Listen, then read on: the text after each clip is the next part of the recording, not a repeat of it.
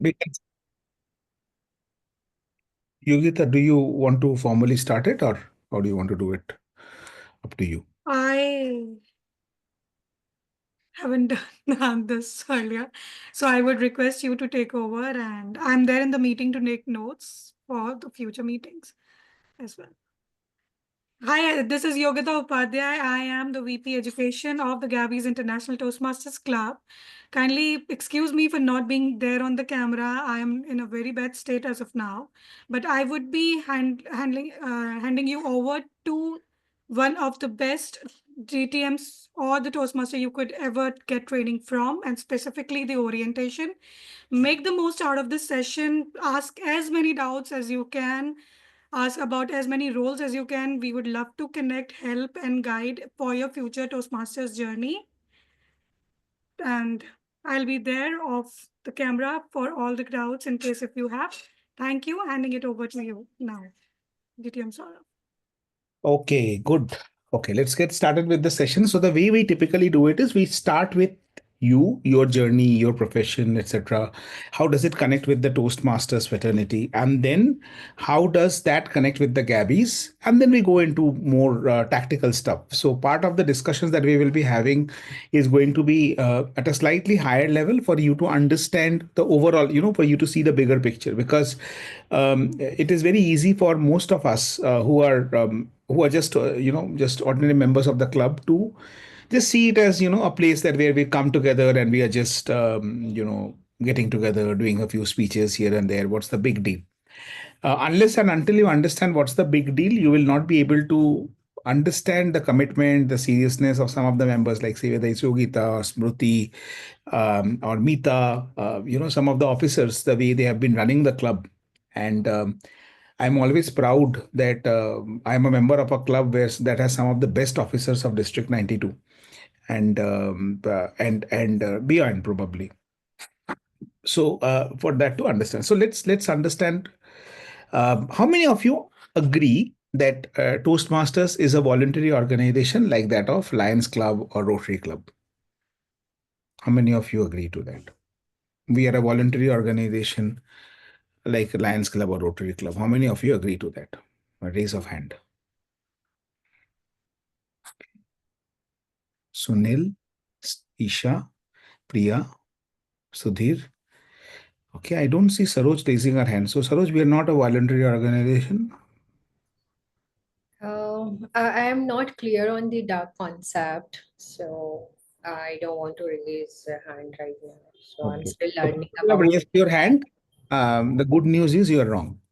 We are not a voluntary organization like that of Rotary or Lions International. Why do I say that? Why we are not like Lions Club or like Rotary International? Why do I say that?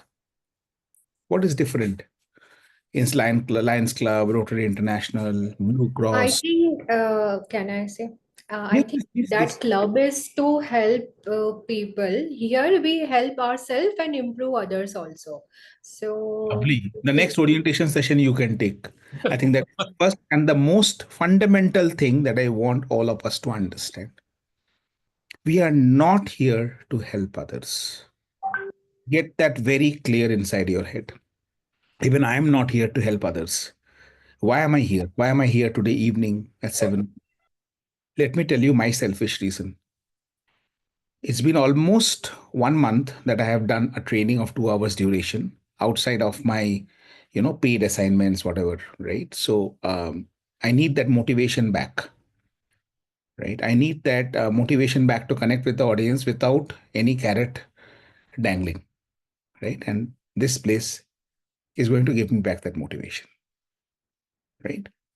It is difficult. It is difficult for any trainer to motivate themselves and motivate others with a training if they are not seeing money. But Toastmaster teaches me to do that. And that's why I'm here. So that's my selfish reason. So remember one thing, that you are not in Toastmasters to help others rise. You are here to be in Toastmasters to help yourself grow, become a better speaker and a better leader. Now, the moment you say that you are going to become a better leader, it means that you have to lead people. That is where the people aspect come in. But it is always in that order. You first need to be a better speaker, and then you need to be a better leader. In my last 4 years as a Toastmaster, I have seen people making some very outrageous statement like, I'm a distinguished toastmaster, but I can't speak well. I have a serious problem with this statement. It's saying that, I'm a chef, but I can't cook. I'm a swimmer, but I can't swim. I'm a singer, but I can't sing well. If that doesn't sound palatable, how can someone say that I'm a distinguished toastmaster, but I can't speak well? Right? So that just means that, there's a system folly and all of that, but we are not going there. What is important for us here is to understand is that we will first invest on ourselves. Now, how do we grow as a speaker? So there are two aspects to any skill. So speaking is a skill, right? To learn any skill, there are two aspects. One is there's some theory that we need to learn, and then there is some practice that we need to do. Let us take the example of Dr. Isha. She is a doctor. She is in internal medicine, right? So one part of Isha's knowledge comes from reading, what do you call that book, Isha? Materia Medica, right? What is the name of your book where you study medicine? Materia Medica. What is the name of that book? That big fat book that you have for studying medicine? She is trying to find the mute button. Okay. Yeah, yes. Sorry. It's Harrison. What is that called? Harrison. Harrison. Yeah. So there is this book, and then there are big fat books by Chandicharan Chatterjee. We had read, in human physiology. So all of those books you need to read. But that book I can also read. I can go and buy from the shop and I can read. Will that make me a doctor? Many of us think that we become doctor just by Googling, right? And now ChatGPT has come, so we feel like super specialists, right? But the reality is that that is a very dangerous thing. What do we need to become a doctor? We need to get knowledge and we need to apply that knowledge. So unless you're applying the knowledge somewhere, you will never develop that as a skill. So it will be an information. Now, what is the difference between an information and knowledge? This is a story I'd heard from Nancy. Some of you may have heard this story before, but so excuse me if there's a repetition, but I think this helps us understand the difference between information and knowledge. How many of you have heard the name of this gentleman called Max Planck? Who is he? Sudhir? It's one of the greatest physicists who has given Planck constant and many more. Lovely. Brilliant. So, Max Planck is one of the greatest physicists of the world. He's a Nobel Prize winner. He has given us this theory of Planck constant. And his theory of quantum physics is one of the most foundational and revolutionary transformative theories in physics, in the world of physics. So after Max Planck won the Nobel Prize, he was invited by many conferences to come and deliver, session on quantum physics, the quantum theory. Now, when he went for those sessions, he would deliver that. And I think for 50, 60 sessions, he did like that. And he had the same chauffeur who would drive him around. So one day the chauffeur said, Max, aren't you bored giving the same lecture everywhere? I am bored listening to your same lecture everywhere. Max said, yes, I am. But then what do we have a choice? All the people keep calling us. So then the chauffeur said, why don't we play a game? I said, what game do you want us to play? I said, for this session in Berlin, they were in Berlin, let me be the Max Planck when we walk in and you be the chauffeur. So Max Planck walked in as the chauffeur and the chauffeur walked in as Max Planck. And the chauffeur, which is Max Planck, was seated in the first row. And the actual chauffeur who posed as Max Planck went on the stage and gave the lecture. He did a pretty good job in that, because he has been listening to Max Planck for such a long time. But once he finished the speech, one of the professors stood up in the audience, and asked a question. This question was not asked by anyone in any other session before. Now this guy got caught. So he said, in a city like Berlin, from an esteemed professor like you, I had expected a more difficult questions. This is such an easy question, even my driver can answer that. And he pointed at the actual Max Planck sitting in the first row. So what the driver had is what we call as information. That is like going to ChatGPT and Google and learning how to cure malaria. What Isha has is the knowledge, where she can actually cure malaria, right? With the knowledge that she has, she just apply it. The same thing happens in speaking. So the theory part of the speaking we learn on something called pathways in Toastmaster pathways. I will give you a demo of how the pathways looks like. And once you learn the theory of and the pathways, then you practice that in the club meetings. So in the pathways, you learn the theory. In the club meeting, you apply the theory. Now, what kind of theory are you going to learn? Let me give a couple of examples which you can easily relate with. What are the three elements of speaking according to Mehrabian? The three types of communication according to Mehrabian. Smruti will know, Yogita will know. You guys can answer. Sudhir, you know? Uh, Verbal, non-verbal kind of. Oh, lovely. Sudhir, you are a very well-read man here. You're impressing me every second. Yes, lovely. Verbal, non-verbal, and another one. Who's going to help with that? So it's 7%, 38%, 55% rule. Yeah, but what are the names? 50 body language. Body language. No. We'll go there. Gestures, body language. No. Tone, the way we say tone. Vocal, verbal, non-verbal. There are three. Okay, vocal, verbal, non-verbal. So body language and all comes under non-verbal, right? So that is body language, vocal variety, they come under. So basically the words that you speak, the tone in which you speak, and the expressions that you give. Very simply put, these are the three ways in which we communicate according to Albert Mehrabian. So now when it comes to the vocal variety, what are the three things that we need to keep in mind? PPP. Pause, pace, pitch. I don't know. Lovely, you know. Don't say I don't know. Pause, pace, and pitch. Okay, so Sudhir and Saroj together will take the next session. Yogita, I am going to be relieved. Okay, so PPP, pause, pace, and pitch. These are the three things that you need to master vocal variety. Now, this is the theory part. Now, just learning that I need to use pause, pace, and pitch will not make you use pause, pace, and pitch. That you have to learn. You have to practice. You have to practice how do I speak every word slowly to make an impact on the audience. And how do I pace up really quickly and how do I pitch up really well so that people understand that whatever I'm talking about is really, really important. So this variation in pitch or this variation in pace is something that you need to practice. Then it will come naturally to you. This is, so you're learning what are the elements of vocal variety in the pathways. You're applying that in the meeting.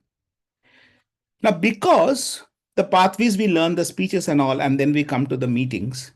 So people feel that, my job in Toastmaster is to only come and give speeches. Right? And that is where we have a major issue in the clubs. So if I feel that I am here, I have paid, a certain amount of money, and it's not very inexpensive also, right? It's a sizable, it's not a very big investment, but it's a sizable investment that you're making to become a speaker. Then why would you come into a Toastmaster meeting and become a timer?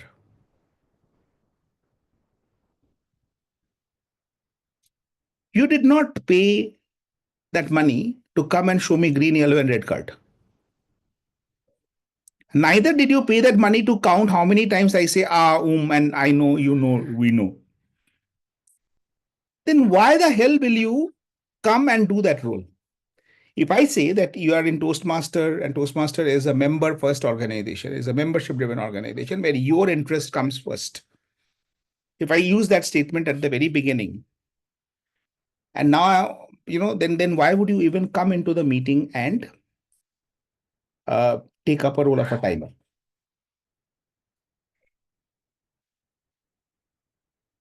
I'll ask one of the VPs. Okay, Priya, you give it a try. I'll try. I feel in public speaking, time is of essence. So if you are on the other side of the table, answer. It's a very good textbook answer. But what is the real answer? Why would you be motivated to come? Time is of essence that you can practice even with your speech also, right? If I say, right? If your speech has to be of 5 to 7 minutes duration, you will speak only for 5 to 7 minutes. That also will help you practice time is of essence. Why do you need to sit in the meeting for 2 hours and show me green, yellow, red, green, yellow, red, green, yellow, red? How many of you have taken a timer role in the meeting? And were you really excited? Like, did you wake up in the morning and said, wow, today I'm the timer. Yes, this is the day. How many of you felt like that? God, from childhood, I wanted to be a timer in a Toastmaster meeting. Yes, finally. Saroj, you felt like that? No, no, but you know what I observed? I was more attendable. Attention was more. Exactly. I was, You are more attentive, right? Your distraction was less. When you took the timer role that day, you were not checking your mobile yes, for the WhatsApp message every 10 seconds, true. right? That day, for those 2 hours, you were not going and repeatedly checking, what is your best friend doing in the in New Jersey, because you had a better thing to do at that point of time. You were not distracted. So that is one thing, that every role in a Toastmaster meeting has a learning for us. The timer role helps us to learn, practice indistractability. And that's a huge skill in today's world. Huge skill. Even as I'm speaking to you, I'm doing the training. Watch my eyes. Every 10 seconds, it is kind of going like this because there's my mobile there. It's lighting up. And I'm like, okay, who's that? Right? So, one thing I know, that if it is so important that I need to take it right now, that person will call me. Still, I have a habit. If the screen is lighting up, I have to see whose message it is.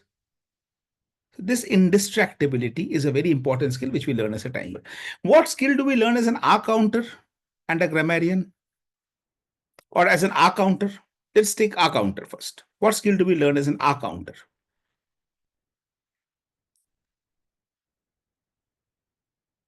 How many of you have been an R counter?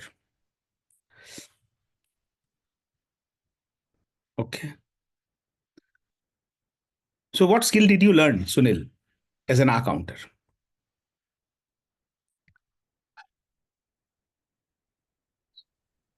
How can I uh, how can I listen actively the speaker? Very good. Active listening, right? Because see, when we are listening, when we are hearing, when we are just listening, right?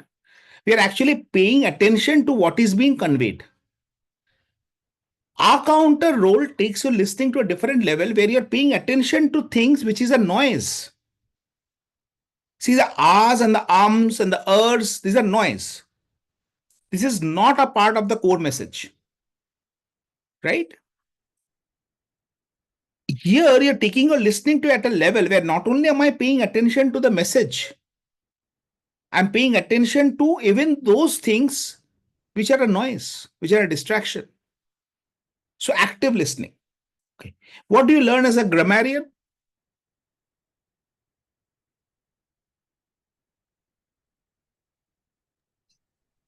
New vocabulary. Okay, very good. New vocabulary and what else? Idioms, phrases, Idioms, nice phrases, idioms yes. and phrases which we can But use why in do we our need own to take a day-to-day role of a life. grammarian to learn that? We can learn that even by reading a book, right?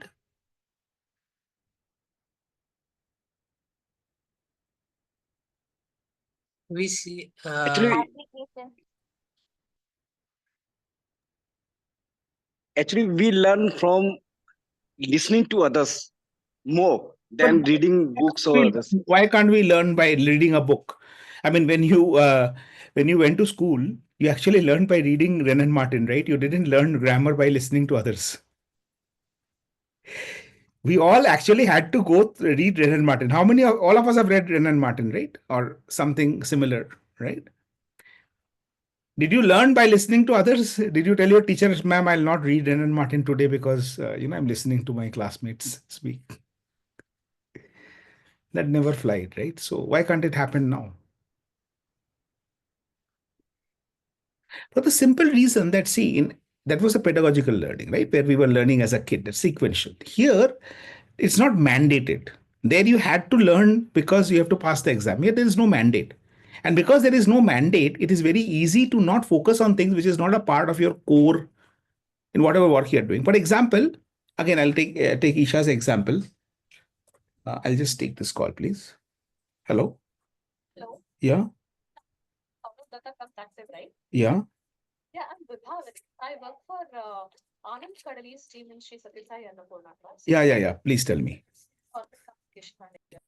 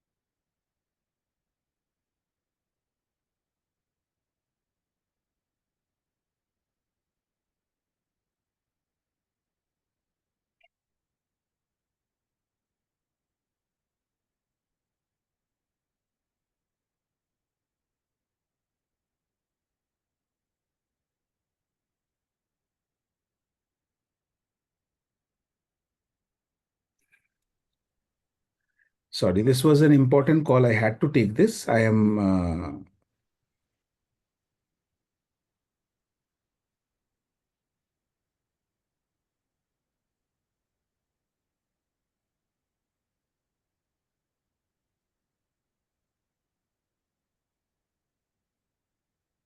Yes. Sorry. So where was I? What was I talking about? Can someone help me remember? Grammarian. So then what is it there that we learn here? See, what happens is that the code basis that we work on, like for example, even again, I'll take Isha's example because I think it's very easy for me to explain that way. See, Isha is a medical practitioner, right? Her job is to cure us of diseases. When she's talking to a patient and she's telling, you will not have this, you will not have that, you should have this medicine one time before food, one time after food, like that the doctors give the prescription, right? Will the patient sit there like, 1 second, doc, your grammar there was wrong. You said that you should have it. It should not be you should have it. Is it possible? Have you ever, as a patient, gone to a doctor and told the doctor that their English is bad? Can you imagine doing that?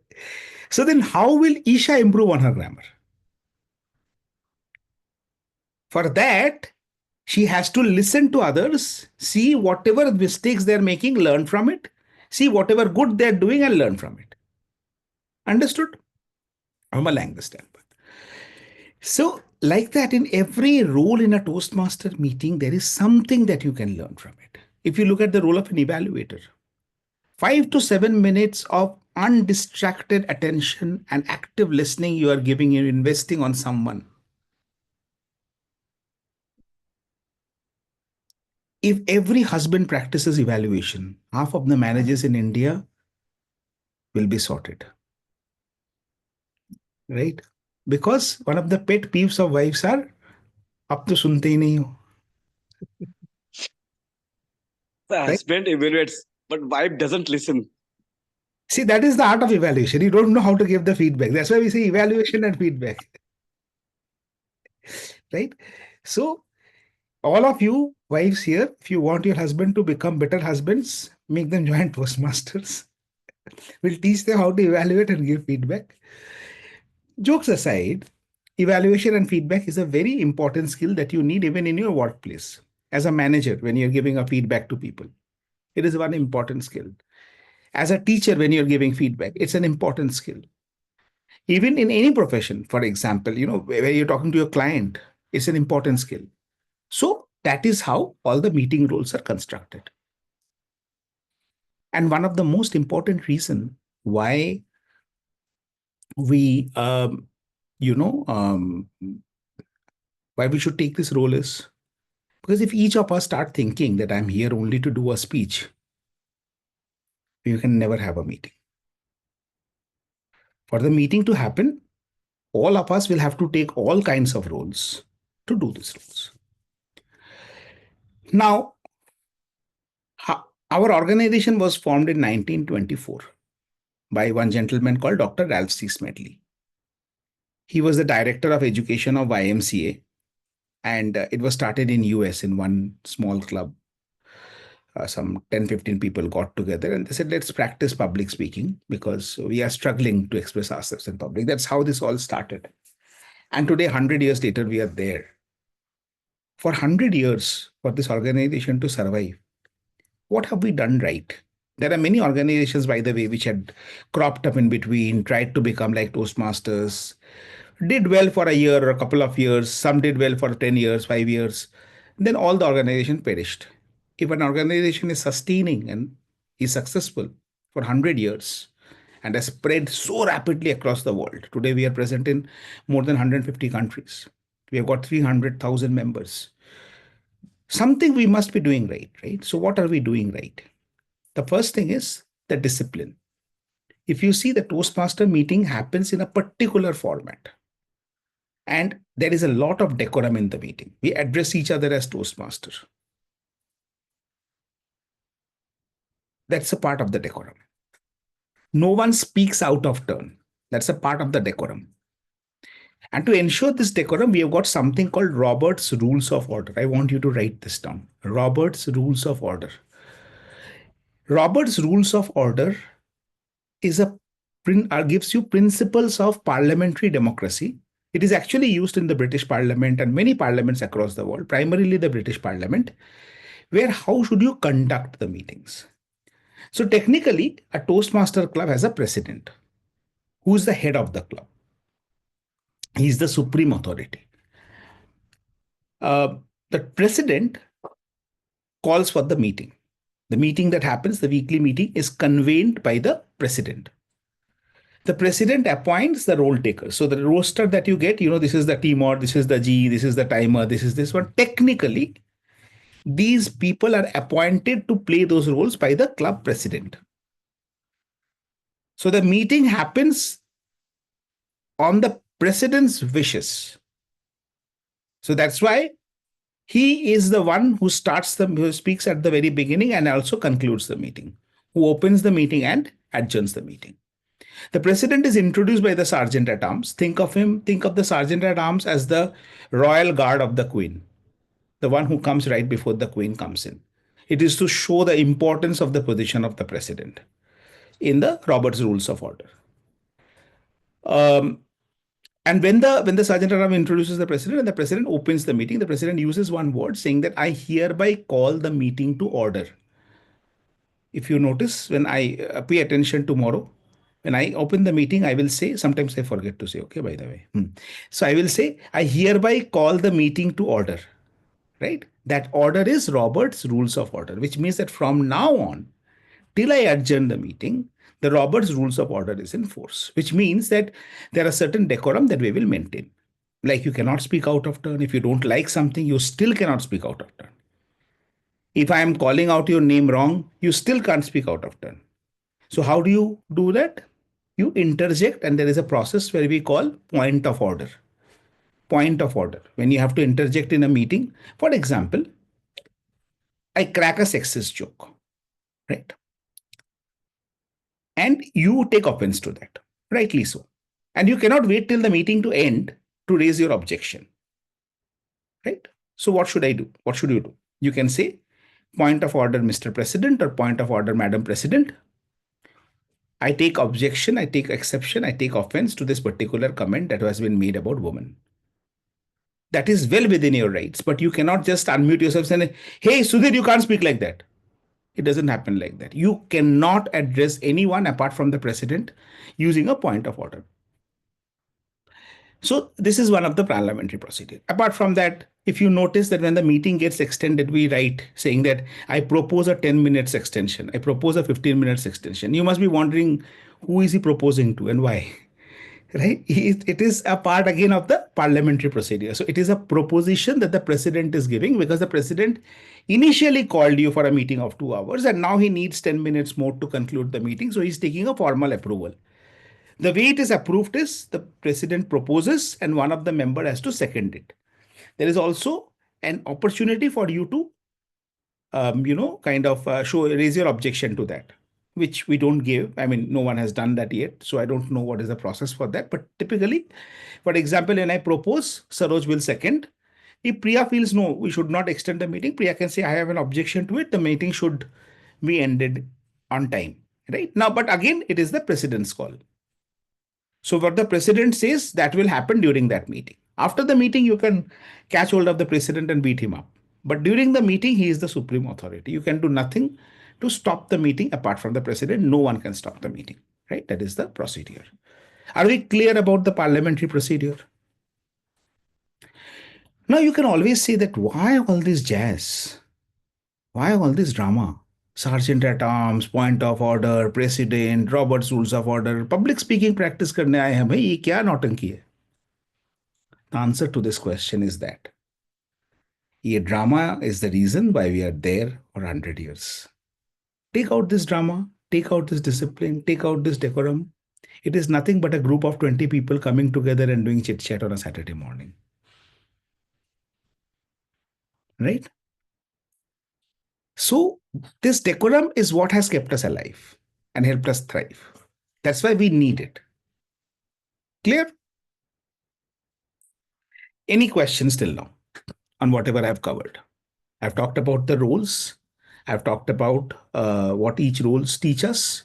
I've talked about the Robert's rules of order and the procedure. I've also talked about the pathways and the application. Anything that you want to ask me, and remember, there are no stupid questions. There are only stupid answers. So please ask me if you have any questions at this point. Okay, I'll take that silence as a no, and I'll proceed.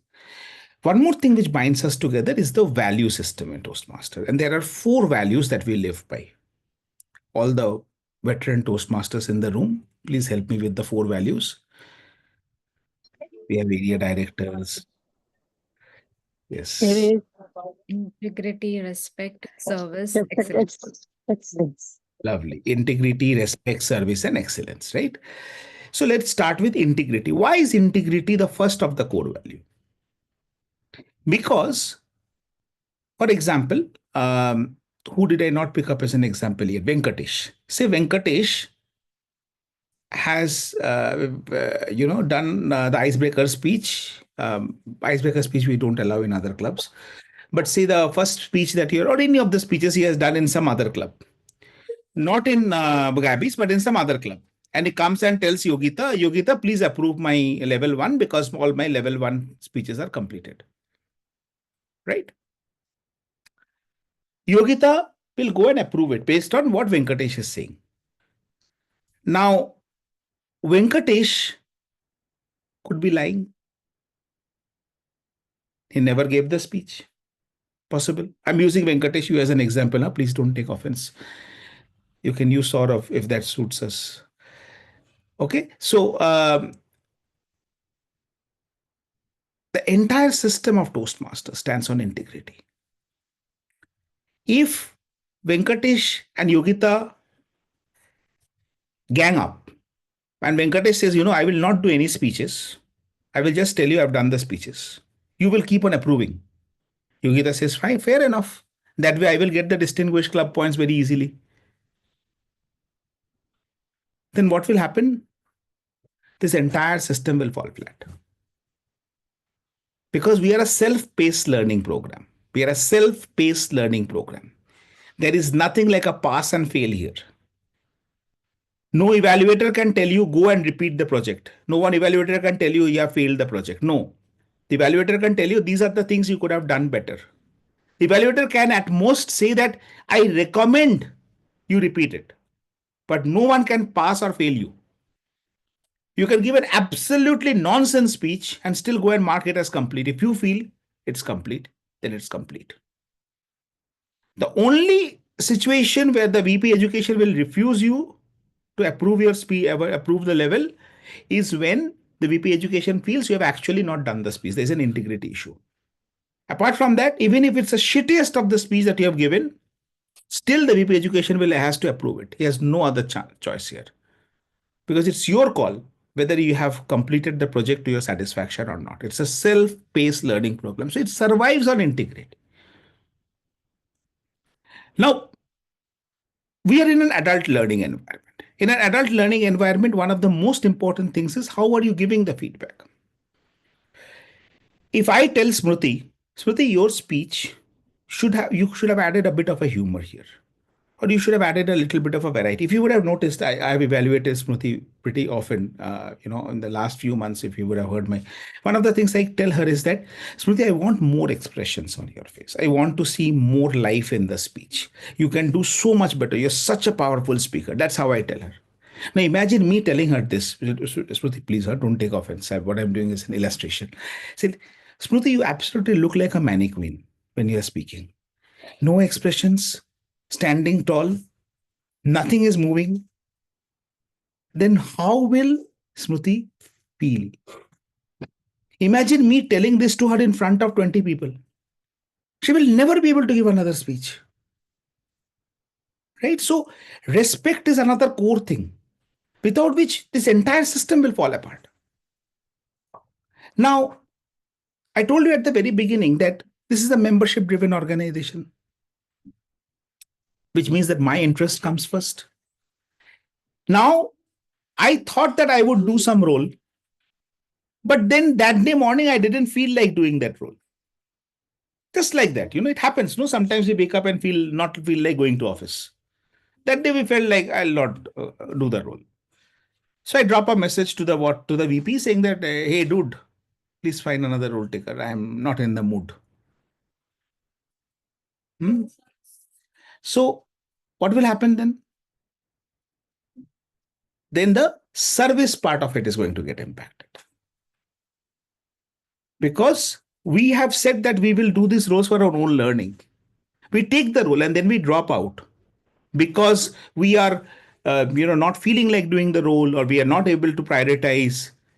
We are dropping off, then that is failing on the service quality, the service value.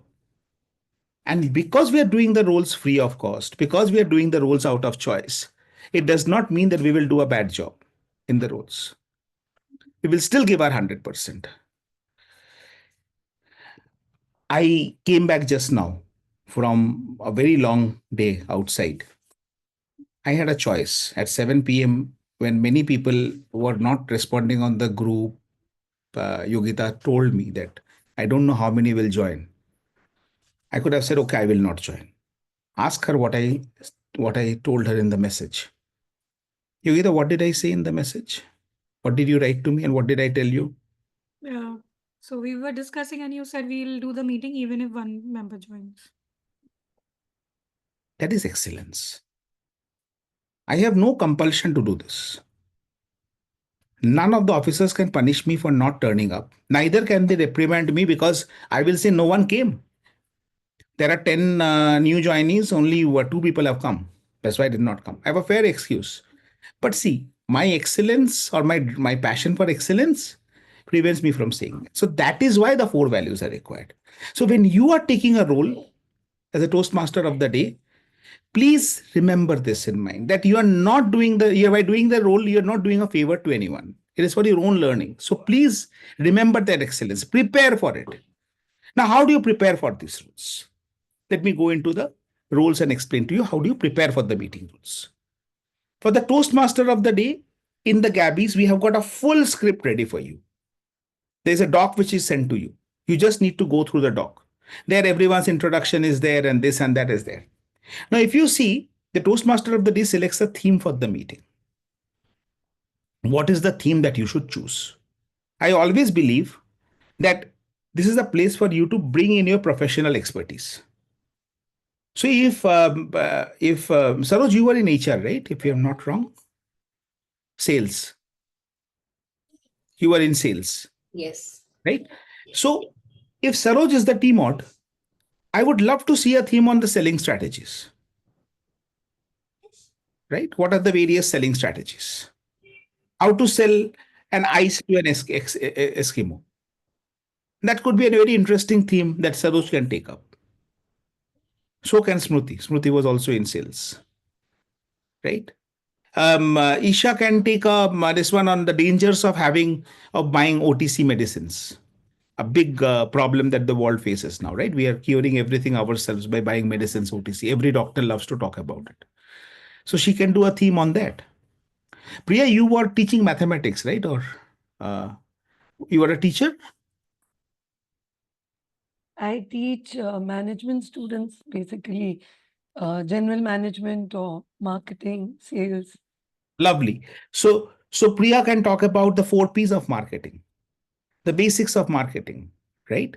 Difference between sales and marketing, something like that. It can be made as a theme. So when you're selecting a theme, my first preference is always to pick up something which is your expertise and what people can learn. Now, there's a pitfall also. Remember, it's a theme meeting. It's not a keynote session. Because you're picking that as a theme, don't start giving gyan. If you always use the 80-20 rule, as a team on 20% of the time you should be giving inputs, 80% of the time you should be taking inputs. So if you're taking a team on role and you're talking about selling strategies, Saroj, start off saying that why selling strategies is important, how selling is important in every sphere of life, right? You have to sell yourself as a in relationships. You have to sell yourself in your workplace. You have to sell yourself even when you are trying to find a friend, for instance, right? Every stage of life, every aspect of life, we are selling ourselves. Talk about that, and then give it back to the audience and ask them. Now tell me, where did you sell yourself best? Where did you sell yourself short? Like that. So to 80-20 rule, 80% you have to let the others speak, 20% you have to speak. Now you flip it, it becomes a keynote session, it becomes boring. So as a team mod, never steal the limelight. The team mod is not the star of the show. The team mod is the facilitator. The team mod's job is to make others speak, not to hog the limelight and speak, speak, speak, speak, speak. Next comes the next big role is the general evaluator's role. What does the general evaluator do? The general evaluator evaluates the entire meeting from the beginning of the meeting till the end of the meeting. And the general evaluator has got 4 members in the team, in the Gabbys: timer, accounter, grammarian, and listener. Right. So I've already explained what these roles do and what we can learn from these roles. The general evaluator uses these and the evaluators and then also gives their overall evaluation. Now, we have to remember that the general evaluator, again, has to give the feedback in a very constructive fashion. The general evaluator, like the evaluator, cannot be very rude, cannot tell that they say that, how dare you start the meeting late? No, that is not the Toastmaster way. The same thing we have to say is that it has always been a tradition of the Gabbys to start the meeting on time. I would have expected this tradition to be kept this time also. See, the same thing, but I'm saying in a much positive way. If the timer is not showing the cards right, I will not say that next time please practice and come. No, we will say that thank you for taking the job of a timer. It was not easy. It needs a lot of motivation and indistractability to play the role of a timer. So thank you for doing that. And since you have taken up this role, I would really appreciate if you understand the timings well so that the speakers don't get confused. Because some of the speakers may depend on you to understand their timing cues. So I would request you to be better prepared about the timings of the speeches next time. See, the same thing in a much more gentler way, I can say. And now you apply it to anything else in your life, yeah. You can go to a restaurant and say that, what crap food have you given me? Or you can say, the fish tastes good, but somewhere I feel it's not very fresh. Isn't it a better way of giving a feedback? Right? You are still sending across the point. You're still making the point without being rude and nasty with someone. Right? So learn that. That is something that we learn as a general evaluator. Then comes the table topic master. The table topic master's role is to give topics to everyone in the meeting. We have got 5 to 6 speeches that we can do. These are the impromptu speeches that the table topic master addresses. And then in the Gabbys, we have another role, which is the table topic evaluator. This is a special role. In most Toastmaster clubs, you will not find this role, the table topic evaluator, where someone evaluates the table topic speakers. I will not go into length on this particular role because this role, we generally do it very, very selectively. We don't give it to people unless they have already, done quite a bit of an evaluation, because you have to evaluate almost 7 speakers in 5 minutes. So that needs a lot of control in terms of the evaluation and feedback. So we only give it to a little senior Toastmasters till you get, so that we are able to do justice. Because see, as much as we want you to learn evaluation, the speakers also want a effective or an impactful evaluation, right? They just don't want someone to come and say, "Oh, it was good, it was good, it was good," or "It was bad, bad, bad, bad, bad." They want something meaty, right? You also want something meaty after you when you're looking for evaluation. So that's why that role we don't. So these are the four major rules. Any questions on these rules? The four major rules.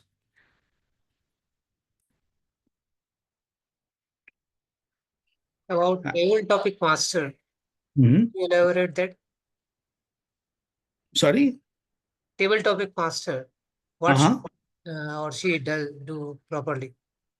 So the table topic master has to select members from the audience who he or she would invite to do the 1 to 2 minutes impromptu speech, which we call the table topic speech.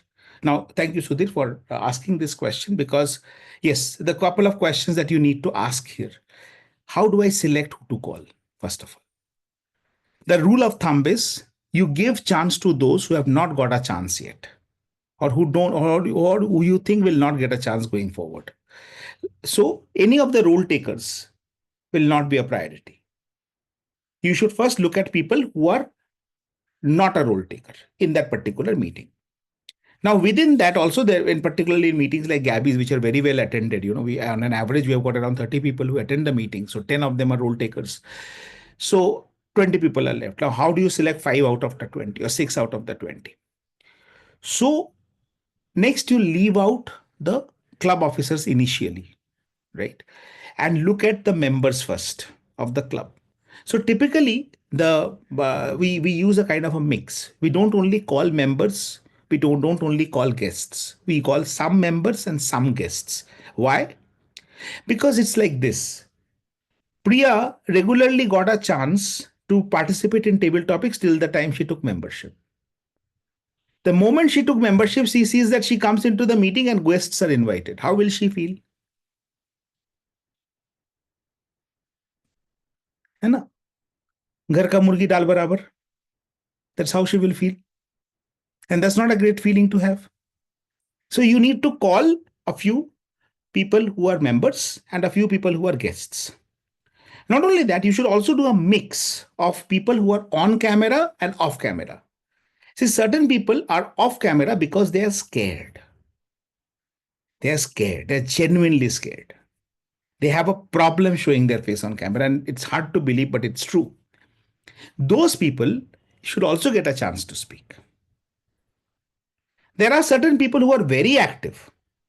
The moment the table topic master comes on stage, there is their hand. In our meeting, you will find Elios. You will find, what's the other, who are the usual suspects, Shruti? Huh? Munish, Munish, Ven- Bala, Venkatesh. huh? Tarachand, Toastmaster Kumar Tarachand. Kumar Tarachand, right? So these are some of the people you will see. They'll attend the Gabbys. They love to attend the Gabbys meetings, first of all. Okay. And I have no reservations against them. They love to attend the Gabbys meetings. They love to be in our meetings, and they raise a. That reminds me, Diona is not coming to a meeting for a very long time. Yeah. Dina. So we have to touch base with her. It's been quite some time that Dina has not come to our meetings. Okay, so these people, they always raise their hand, but we don't always give them a chance. Why? Because it is not a place for people who are already good to come and flaunt themselves, right? It is also a place for people who are not so good to come and try it out. So if every time we are going to have only brilliant speakers, see, our club has got the district champion of District 92 table topics, Aparna Raja, Juan Joseph, right? So these were the members of our club. Most of the people that you see around you in the senior members, they're all area level champion or division level champions. So if we are only calling those people, it's going to be a dog and pony show where we're only flaunting our best members. That's not the purpose of Toastmasters. I need to give an opportunity to people who can't speak also or shy. So that's why you have to call a mix of people who are not good and who are good. People who are on camera, not on camera, members and guests. And once in a while, call some officers also. Otherwise, they will feel, I'm there only to make rosters. Right? So that should not also be a feeling. One of the very important thing that the TTM needs to keep in mind is that the topic should be in line with the theme of the meeting.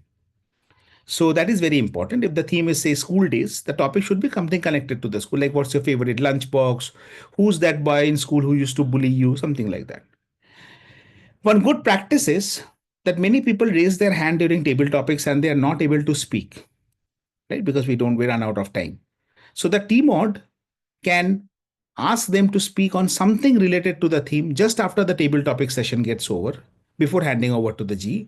That will not leave them with a bad taste in mouth. I always recommend this. If you see someone has raised their hand for 10 minutes and we did not call him to speak, as a team mod, you can always call and say, okay, I saw you were very eager to speak in the table topic section and due to paucity of time, we could not accommodate you. What do you think about this, Sunil? Do you think that the school days are fun, or do you feel that the school days was taxing? So then what is happening is, Sunil, though he is still feeling a little bit hurt that he was not called in table topics, and it hurts, by the way. I have been in meetings where I have raised my hand and been waiting there for the entire meeting. I attended 2 hours and they did not call me. It doesn't feel good, to be very good. It's a rejection, right? And any rejection feels bad. But at least it will add some solace to the fact that, I was given some stage time. So as a team mod, you should always try to look for that. So that is how the TTM role works. So does that answer your question? Any other questions on the roles, the big four roles? I have a question. It's Yes, Rahul.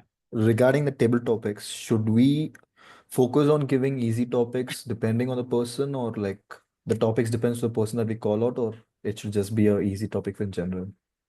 I would say that, again, I'm liking the questions that you guys are asking. So yes, I think it's a good practice to give easier topics to guests and slightly difficult topics to members, particularly where you know that the member is a strong speaker.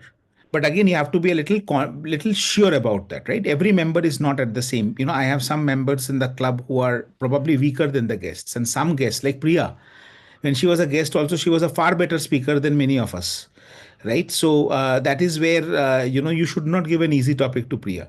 Now you can always give her the benefit of doubt the first time she comes as a guest, because you are thinking that she's a guest, so let me give her an easy topic. But once she speaks for the first time and now you know that she's a good speaker, second time you should give her a tough topic. Why? Because if it is not challenging enough, then Priya will not feel the need to build on herself, right? This is like, if you give her a topic like, your favorite flavor of ice cream, the first time it's okay, but every time if she gets a topic like this, then she will not want to really join a Toastmasters club and learn public speaking, but she'll feel that I'm damn good. So it has to be a mix. So yes, that's a good suggestion, Rahul. Yes, Priya. Wait. Sorry for my voice. I wanted to know, is there a particular way in which a new member has to approach the different roles? Like, since you all have levels to complete in doing the speeches, so parallelly you take up roles, or you have to complete so many levels before you can start taking up roles? Is there any particular order? No, it's on the contrary. It's quite the opposite. In the Gabbys, we have a system where we say that unless you have done all the roles in a meeting, we will not approve your level 5. We will not approve you as a path breaker. Again, because, uh, we have seen Toastmasters who very proudly say that I have completed 2 paths and I've never done a timer. I think that's a very bad practice and a very bad example that we are setting. I have DTMs who have told me that I have been, I'm a distinguished Toastmaster. I've never done a grammarian. Big deal. No, it's not a big deal. It's a very small deal. You are making it a very small deal, and other people will not feel motivated. So we do it the other way around. If you don't do all the roles, we will not approve your path. That is what we have. So you can take any role, but yes, the VPs will guide you which role needs some preparation. Like, for example, general evaluator. If you tomorrow want to take the GE role, there's a high chance that Yogita will tell you that, Priya, why don't you take other roles first before you take the GE role? Because it needs you to understand how other roles are done. Or if you want to take the TMOD role, Yogita may tell you that why don't you be the listener first and understand how the role is played, so that you can do a better job as a EO. So that guidance will be there, but there is no restriction. The only restriction which will apply is in 3 or 4 roles. One, the SA, and the SA role is generally taken by the sergeant at arms of the club, the SA of the club. The presiding officer role is taken by the president. And the table topic evaluator role, as I said, we give it to people who are slightly seasoned Toastmasters and seasoned evaluators because it's a very tough role to do. Any other role you can take, you will be guided when you are rightly placed to take that role. So that, the intent here is not that you should not try and fail. The intent is that you should not try and feel scared. Sometimes what happened is, people have jumped the gun and taken. I remember there was a member in our club. The first role that she ever took was a team out role, and that too in a different club. And she did a pretty good job. But the problem, what happened is that she made a very high benchmark for herself. And anytime she dropped from that benchmark, because every day is not the same, right? She would feel very demotivated. Ultimately, she left Toastmasters because she felt that she was not good enough. Right. So that is the thing. Yes, Venkatesh. Thank you, sir. It is regarding the table topic. Okay. So the table topic master gives a topic, whereas the candidate is not able to understand what is the topic. He is keep on repeating and he tries to understand, okay, what is the meaning of it. So how we can deal with this? We have a topic. The We are given speaker the is asking what is the meaning of the topic. yeah. He is Yeah. not able to understand what is that question. So how we can deal Very, with very that? frequently it happens, and I would always recommend guide the speaker, help the speaker, because it's not a contest, right? Even if you see, sometimes what happens is, even if you last meeting also, if any of you were there, two of the speakers were literally struggling to complete 1 minute in the table topic, and we were all prompting them in the hall, saying, say this, say this, say this. Because see, at the Gabbys, we make it a point that every speaker walks down the stage with a sense of achievement. This much, this much, this much, that's okay. But no one should walk down that stage with a sense of, with a sense of a defeat or hopelessness. Right? So we keep on pushing people to do that. So it's totally okay, Venkatesh. If you want to rephrase the topic, if you want to give a different topic, the choice is yours. Please do that. At the end of the day, people should feel empowered.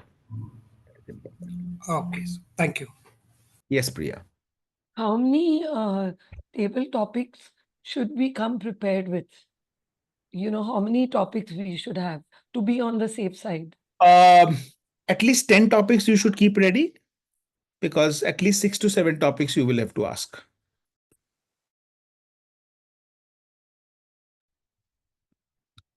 Okay. So we'll move on. So the meeting roles are done. The pathways, the overall overarching this thing is done. Now I will share my screen and I will show you a few things.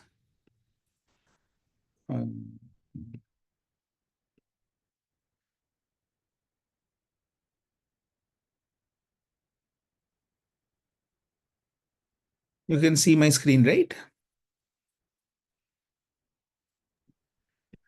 Okay. So the place that you will have to go for most things is this toastmasters.org. This is the place where you go. And once you come here, yes, Sunil, you have a question? Sorry. Yes, actually, as Saurav, you mentioned that level 5 approval needs all jobs, all roles. So that approval also includes TT role. No, not the TT role. Good question. That's not for the TT role, because TT role is we don't give by choice, right, to everyone. That's why it's not there. It's all the roles. When I say all the mandatory roles, so all the big three roles, which is the TTM, G, and TMOD. The tag roles, timer, accounter, grammarian, even listener. It's okay if you don't play that.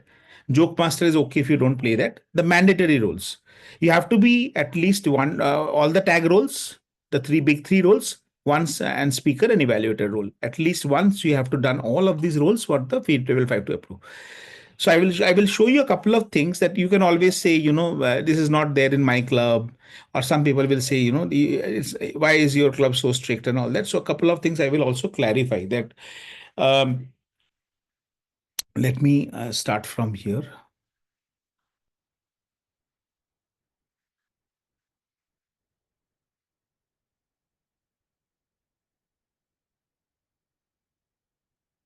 So when you come here, this is what you will see. How many of you have been here? Check this out. The new members I'm asking.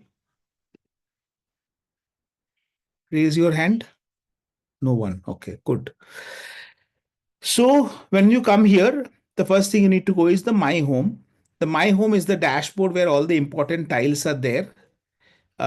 So go to Basecamp. This is where you can go to Basecamp. This is where all your assets are there. This is all where all the education resources, they have revamped this entire space now. Okay, previously it was not so. This is much better now than previously what we had. This is the achievement board where all your awards and all those things are there. This section you will not see, most of you, because this is only for the club officers. The club central, the club officer roles are the meeting tools. This is still in the beta stage. There are some resources here for you to play the role of a timer, a counter grammarian, but it's still not fully developed. So sometimes they crash. They don't do a great job. Leader letters are more like, some GAN reports and all that is there. The distinguished performance reports are the dashboard. I will show you this. Udly is a very interesting AI tool where you can use AI to practice your speeches. And how to renew is a section that you can ignore because we have a very active membership team which will get in touch with you when it's time for you to renew. Actually, even before that. So that you leave it to us. So let me start from here. I will go here at the end. Okay, let me start with this. Okay, let me start with the dashboards, the distinguished performance reports. So you see, the moment I click this, it takes me to the dashboard.toastmasters.org. So as you can see here, we have got how many we have got a total, the entire Toastmasters organization is divided into 15 regions, right? And these are geographical regions that we have. So we are a part of region 13. Okay, in region 13 is India, South Asia, Southeast Asia, all of these together is region 13. Within region 13, we are a part of district 92. District 92 is Karnataka, all of Karnataka except a very small portion of Karnataka, which is except a very small portion of Bangalore. The rest of the Karnataka, all of it is ours. Now, when you come here, you will see that so we have got 9 divisions.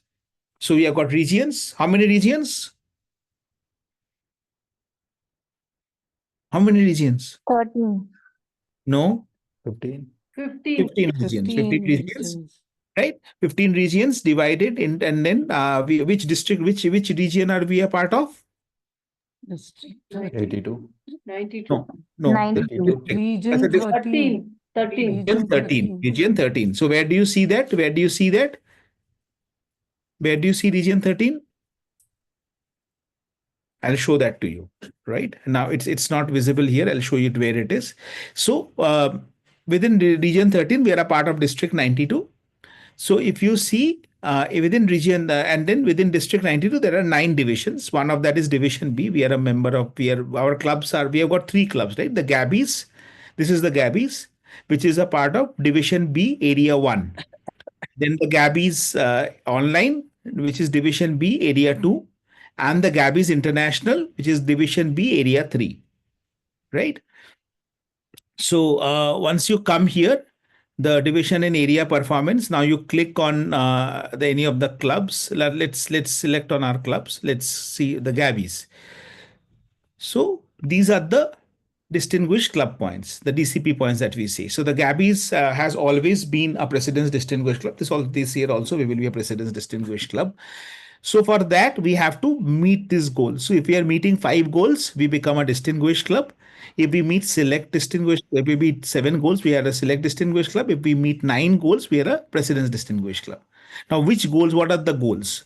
So one goal, for instance, is that 4 members have to complete level 1. See, all Pathways Education Award must be submitted in both Basecamp and Central. Level 1 awards, 4. Goal is 4. We have got 1 member who has completed level 1 till now. Level 2, there are 2 members who should complete level 2. There are 2 more members who have to complete level 2. Like that, there are 6 education goals.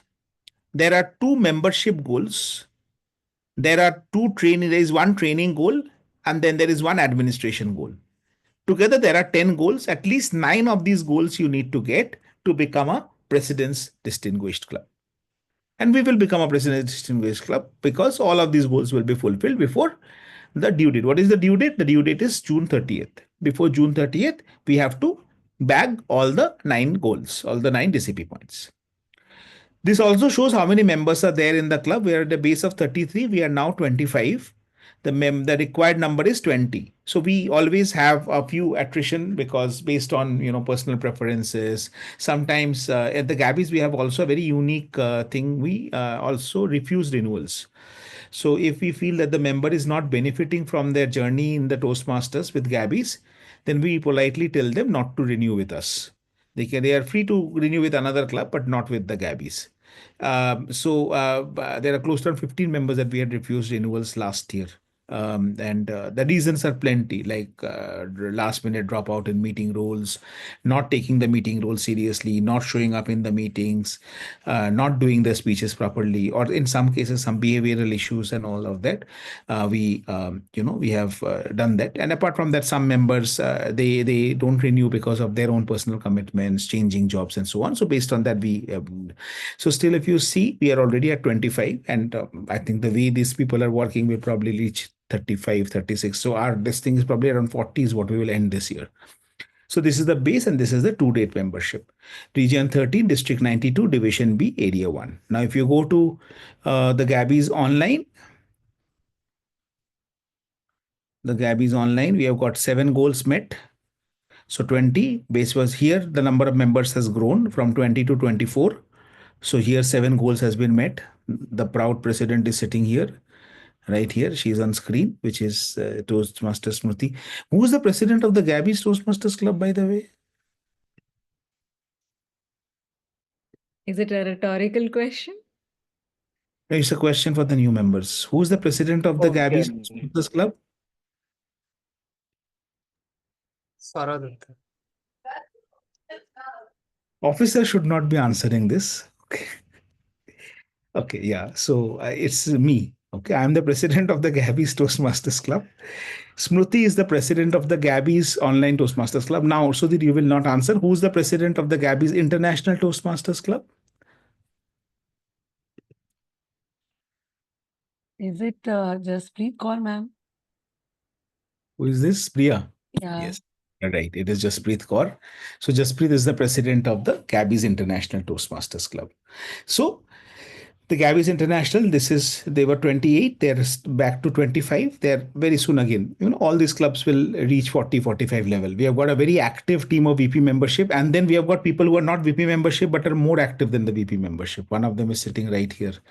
Toastmaster Meeta M. Shah. She's a member magnet. Wherever Meeta goes, members follow. Right. So that's how it it works. So Meeta was the past president, the immediate past president of the Gabbys International Toastmasters Club. She was pivotal in creating that club that we had. So this is the overall the dashboard thing. Any questions on the dashboard? Anything you want to know here? This base is what you had membership before this. This is what the number of members we had as on 1st of April to the 1st of July 2024. And this is the count we have now. See, it is very normal for the club count to decrease somewhere around February, March, and then again increase from there. Because there is a lot of corporate clubs, right? So there are old clubs, some clubs which don't continue, some new clubs come up, and so it's very normal.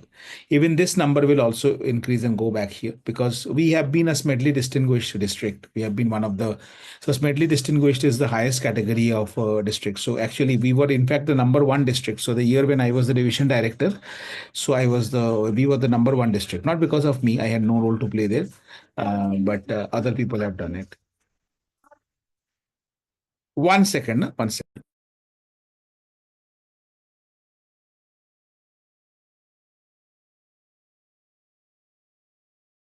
Okay, I need to do a small thing. By then, Smriti, can you just quickly walk them through the various district officer roles? And in the meanwhile, I'll just small thing I'll just need to take care. Household. Sure.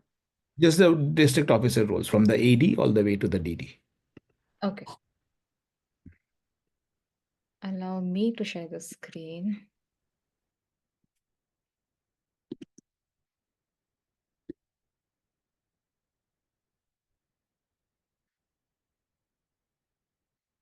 Please confirm once the screen is visible. Smriti, you're the co-host. Okay, thank you.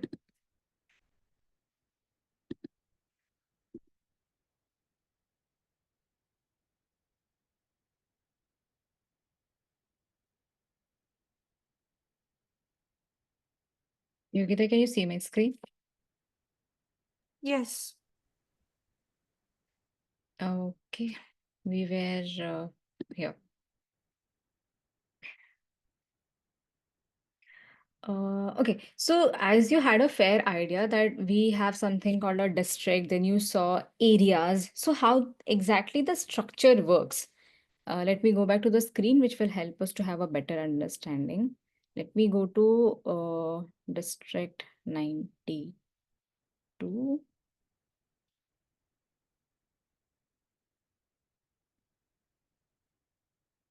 Okay. So here, as you see, let's focus on division B, and there is subcategory called area. Then you see this club where you can see the Gabbys. So Gabbys is a club. A club comes under an area. So in area 1, these are the club which cumulatively form the area. The way we in the club, we have club officers like the president, the vice president education, membership, we have sergeant at arms, the treasurers, they all form the club officers. So now in an area, the person who heads the area is called a area director, who ideally bridges the gap between the division and the clubs, who helps us to understand how the area is doing, what are the news from the division, for example, when the contest is gonna happen, or how are we progressing as an as an area. That's what the area director does. So these clubs put together comes under one area. Now, similarly, you can see in division B, there are area 1, area 2, area 3, and area 4. So all the 4 areas put together comes under one division. Similarly, you can see in different divisions. Let me minimize everything. Okay, it's quite huge.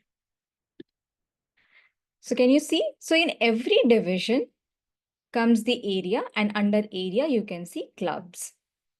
So as we were discussing, we are under division B, and Gabbys is in area A1, which is area 1. Gabbys Online is area 2, and Gabbys International Toastmaster Club is in area 3. Now, the second ladder is a district. So all these divisions, they come under District 92. So there are again many districts. The district under which we falls is District 92. So all these divisions comes under this particular district.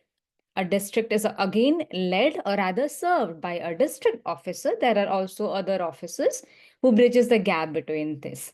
So this is the sequence. It's a club, and together they form an area. Then in the few areas, they form a division, and few division, they form the district. And we come under the District 92 district. Any questions on those lines? The sequence, how the district is formed? Okay. Okay, Saurabh, I just covered that part. Thank you. So she mentioned there's a district director, then there is a program quality director, there's a club growth director. These are called the district trios. These are the top 3 officers of the district. The district director is the overall head of the district. The program quality director takes care of the district education, all the DCP and all of those things, all the kind of education quality of the district, and the club growth director takes care of the membership of the district. Then there are other officers in the district, at an overall district level. Then there are division directors. Then there are area directors. So Smriti is an area director in US, in one of the areas of US. In our club, we have got Manvi, who's also an area director in District 124 in North India. And we have got past area directors as well. I have been an area director in the past. Nancy has been an area director in the past. I have been a division director also. We have got district directors also in the club. One thing I want you to understand is that in Toastmasters, we have an inverted pyramid. So it's, although we, it sounds like, we are reporting to someone, it's not really like that. The clubs are considered to be the supreme authority. So, in fact, I will not walk you through all those protocols and policies and all, but there are very well laid policies, policy 3.0, protocol 2.0, and all that. Very clearly, it mentions that the club is the supreme body. That is the all the above the club is the board of director, which is the international board of director. So the district officers are basically we can call them as more like appointed agents of the board to run the operation. So it's not that we report to an AD, but it's more like the AD is there to serve the club. So that's the arrangement that the Toastmaster believes in. Now you can always say, why are you telling me all this? This is not something which I have, I'm not interested in. Fair enough. I was never interested in these things. Why it becomes important is because of the contests. Now I'll come to the contests. So there are 3 contests that District 92 organizes. The first one is the International Speech Contest. The second one is the Table Topic Contest. And the third one is the Evaluation Speech Contest. The International Speech Contest, you can give a speech of 5 to 7 minutes. The Table Topic Contest, you can give a speech of 1 to 2 minutes impromptu speech. And the Evaluation Contest, you will evaluate a speaker who has given a who is going to give a speech, a test speaker, right? So the International Speech Contest is coming up 1st of March 2025 is the International Speech Contest. Now, to participate in the International Speech Contest, you need to complete 2 levels.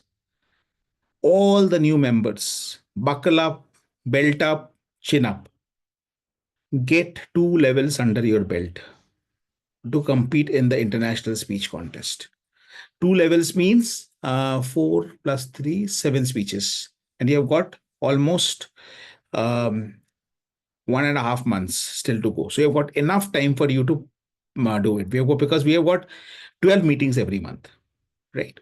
So if you are investing a little bit of time and energy and you're going to get mentors, and if anyone is struggling with any level completion, particularly those who have to complete level 2 for competing, I am your point of contact. Right? Come to me. I will work with you. I will ensure that you are completing your level 2, not by cutting corners, by doing the right way, the right thing, but I will ensure that you complete level 2. That's a promise to you. If you want to complete, if you're ready to give time, I will ensure that you complete level 2. And I want you to complete level 2 and I want you to compete. Doesn't matter whether you win or lose, but the experience of contesting is mind-blowing, where your real mettle is put to test and you're going to compete against the best of the district. As I said, we are a club of area champions, division champions, district champions. So if you win at the club level, so it has hardly happened. Actually, I would say like only in 1 or 2% of the cases where a Gabbys club champion has lost at the area level. If you win at the Gabbys, you win at the area. It's very automatic. It happens because the area contest is considered to be less challenging than the Gabbys contest. The area contest, you'll probably have 4 participants contesting against you. In the Gabbys contest, you'll have 10 people contesting against you. Right. So that's how powerful it becomes. But that's a real test. Right. So go for it. The table topic contest for this year is already over, so I'm not going to talk much about it. When the next year again it comes, we will come to it. The contests happen at a club level. The winners go to the area level. The area level winners go to the division level. The division level winners go to the district level. For international speech contest, those who win at the district level, their nomination is sent for the region level. And if they're winning at the region semifinals, then they are region quarterfinals, then they're sent to US on a paid ticket. So the tickets for these people are paid by Toastmasters International to contest for the world semifinals and the world finals, which happens in US. So that's a long journey, but not so long either. It sounds like, oh my God, I will never reach there. But trust me, it is just 4 competitions that you need to win. 1 at the club level, 1 at the area level, 1 at the division level, 1 at the district level, and you're 5, and 1 at the region quarterfinals, and you're on your way to US to contest for the world semifinals. Just 5 contests. It's not that difficult also. So the Gabbys has been there till the district contest till now. We have not been able to win the district contest till now, but hopefully this year one of you will win the district contest. Okay, any questions?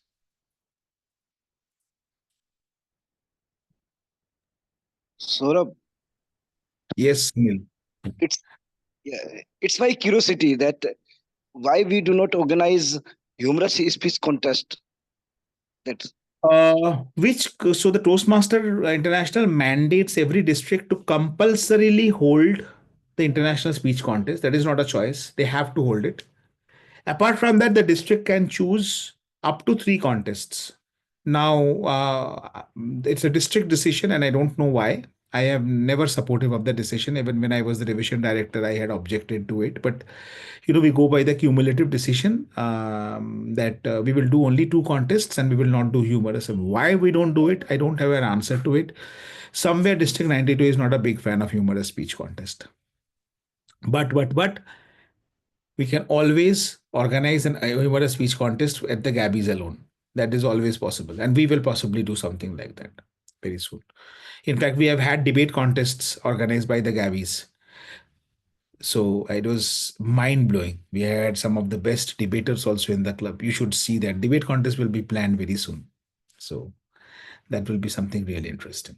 And the humorous speech contest also will try. Humorous and tall tales. Clear?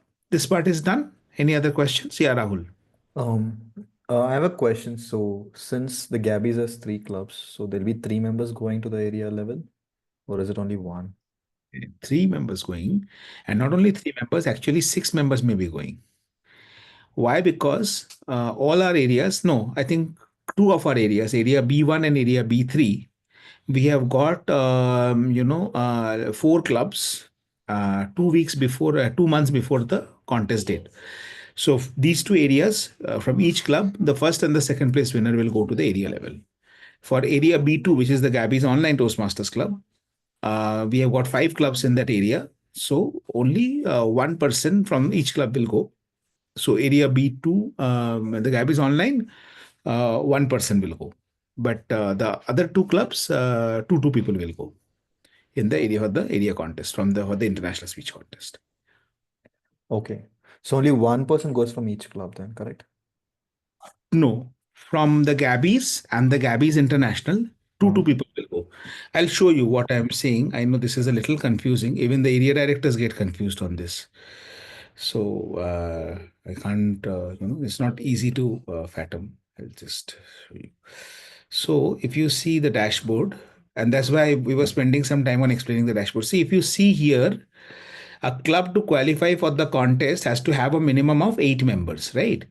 Now, if you see in area B1, how many members how many clubs do you see have got a minimum of 8 members? Look at area B1. Only 4?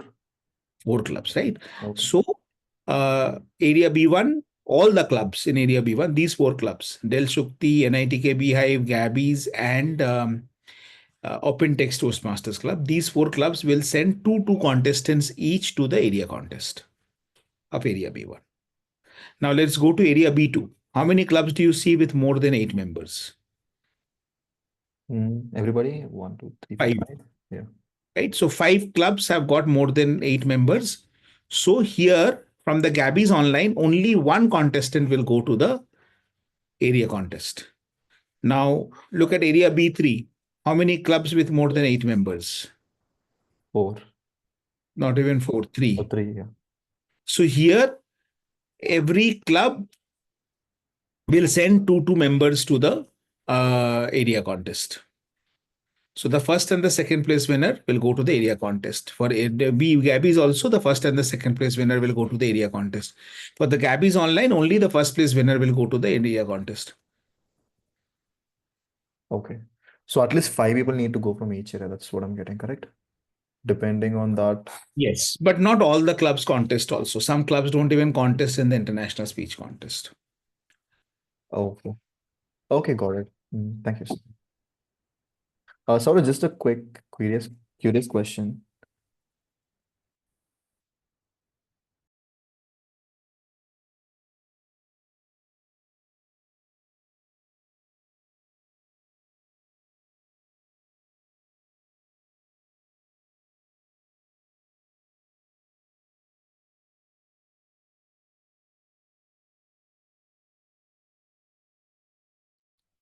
Yeah.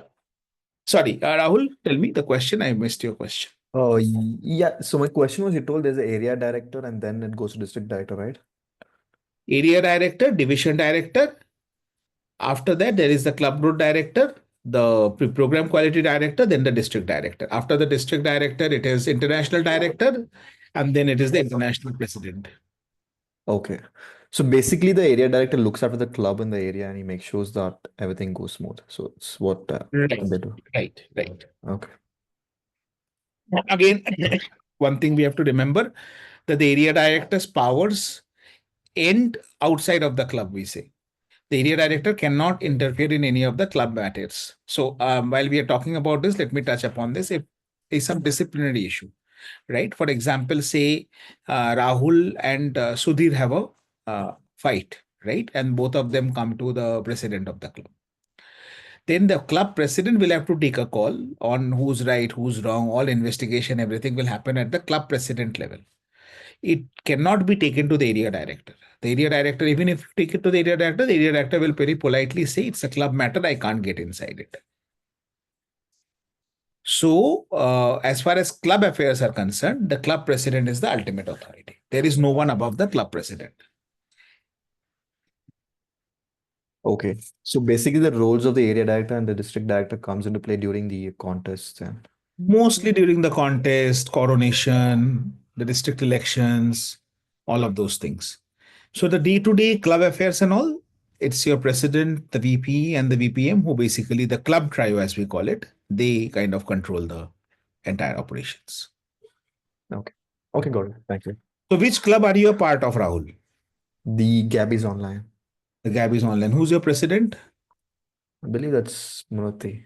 Smriti. And who's the VP Education? VP Education. No, I think that was Yogita, but I'm not sure. It's Akib Javed. Okay. And who's the VP Membership? That is Yogita. That is Samita. Okay, my bad. Now let us go to Priya. Priya, which club are you a member of? Gabbys Club. The Gabbys Club. Who's your president? Yourself. Me, yeah. And who's the VP Education? Renu Kaushal. Shilpa Reddy. Okay.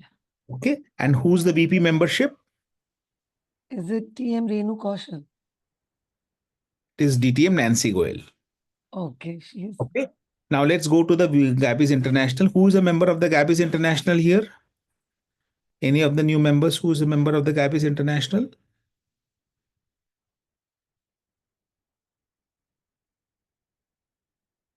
Anyone here is a member of the TGIT? No? Yogita? Who is your Isha? Isha, you are a member of TGIT. So who's your president?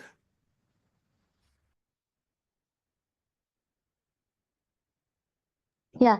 So I am not sure. President is Jasprit Kaur. Yeah, Who's yeah. Education? Yogita. Yogita, very good. Who's the VP Membership? Uh, Renu Kaushal, right? Yeah. So why is it important for you to know this?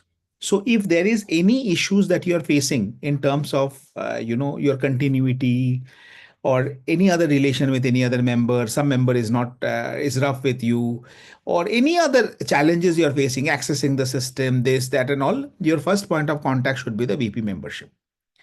If the VP membership is not able to resolve the problem, then you have to come to the president, right? If you are wanting a meeting role, your point of contact is your respective club VP Education. So Isha, if you're looking for a meeting role, Yogita is your point of contact. Priya, for you it is Shilpa Reddy, and Rahul, for you it is Akib Javed. This is very important for you to know, because that way you will ensure that you are speaking to the right person for the role. Yes, Priya. How do we connect with WhatsApp. VP Education? WhatsApp. Okay. Yeah. So all the VP Educations are there on the group. If you don't know what is the number of the VP Education, contact any of the officer who has been in touch with you for the membership. That person will guide you to the VP Education. Okay. We are all a part of the joint executive committee of the three Gabbys Club. We are connected at the hips, literally and otherwise. So that's why you don't worry at all. Nothing falls through the crack at the Gabbys. Everything is, we say that we don't run a club, we run a corporation. Even corporations don't run so smoothly. We have got SOPs for every damn thing in the world. And the only thing we don't have is increments and performance reviews. That may also start in some time. Yes, everything that you see in corporates, we have in our club. Okay. Any other questions from anyone on this?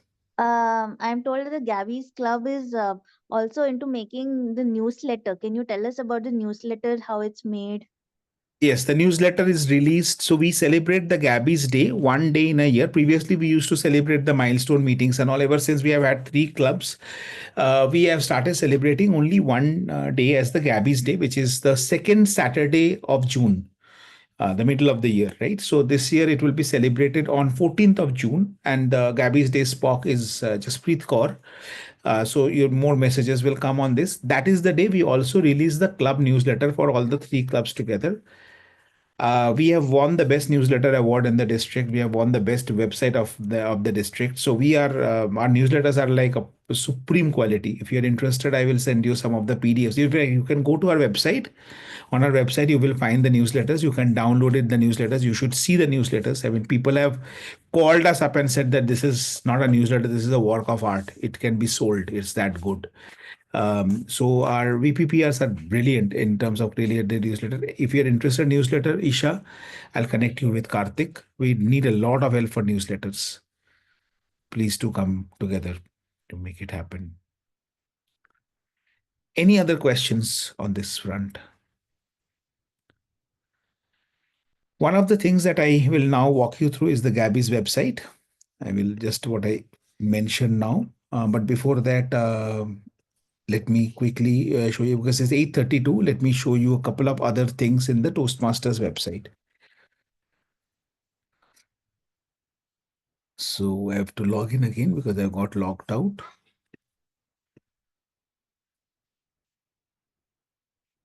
Saurav, will the website show us the club officers, present club officers of my club? Does it show in the online website? No. It doesn't show that, but we are going to update that on our website. So in our website, you can check that. Okay. So website, I think Karthik is in the process of updating. I'm not too sure if he has already updated. So Karthik is our webmaster as well. So I'll now quickly walk you through the base camp, right? So this is where you will choose your path, right? So this is mine. When you come here, you will see yours. You will not see anything under completed. You will see things like active. I don't have any active path because there is all is done. So I don't know. Then someone has to share the screen and I have to show. Who can share their screen? Someone has to share your screen. I will have to show it from your screen. Who is logged in? Smriti, तुम्हारा active path है कुछ अभी? हाँ, I'll share. Share your screen. I'll use Smriti's screen to explain. So there are 11 paths in Toastmaster pathways. There were 11. Now it's, I think, down to 6. Can you see my screen, Saurabh? Yeah. Click on the go to camp.